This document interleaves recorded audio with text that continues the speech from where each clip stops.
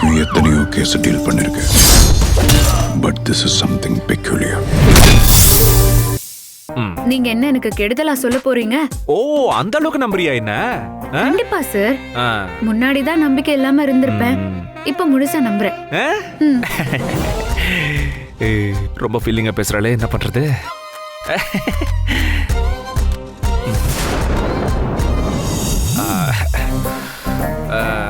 Nandini, okay okay okay.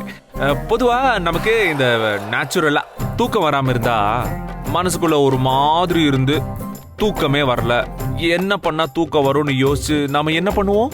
என்ன பண்ணுவோம்? ஏன் சம்பந்தமே இல்லாம பேசிட்டு இருக்கீங்க? இல்ல சொல்லு நந்தினி, என்ன பண்ணுவோம்? மனசுக்கு கஷ்டமா இருந்தாவா?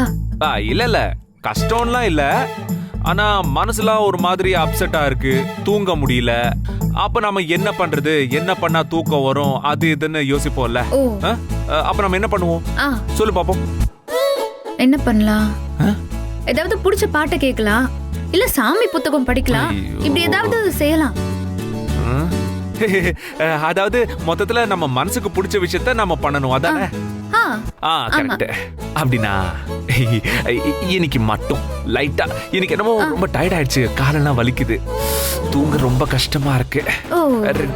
இல்ல இல்ல, ஒரே ஒரு கட்டிங் மட்டும். ரொம்ப நாளாச்சுல, ப்ளீஸ் ப்ளீஸ் ப்ளீஸ், ரொம்ப நாளாச்சு. ஒரே ஒரு கட்டிங். இதத்தான் இவ்வளவு தூரம் சுத்தி சுத்தி சொன்னீங்களா? என்ன திடீர்னு? இல்ல, ஏதோ ஒரு ஆசைதான். ஏன்னா ரொம்ப நாளா சரக்கு இல்ல, தூங்கவும் முடியல. ஆசைக்கு குடிக்கணுமா? சரி சரி, தாராளமா குடிச்சுக்கோங்க. சீரியஸாவா? நிஜமாவா? சரக்கு? ஆமா, ரெண்டு தான். என்ன குடிக்கிறதுன்னு ஆயிடுச்சு, எதுக்கு 2 4ன்னு கணக்கு எடுத்துக்கிட்டு? என்னைக்காவது ஒரு நாள் தானே, ஆசை போற அளவுக்கு குடிச்சுக்கணும்.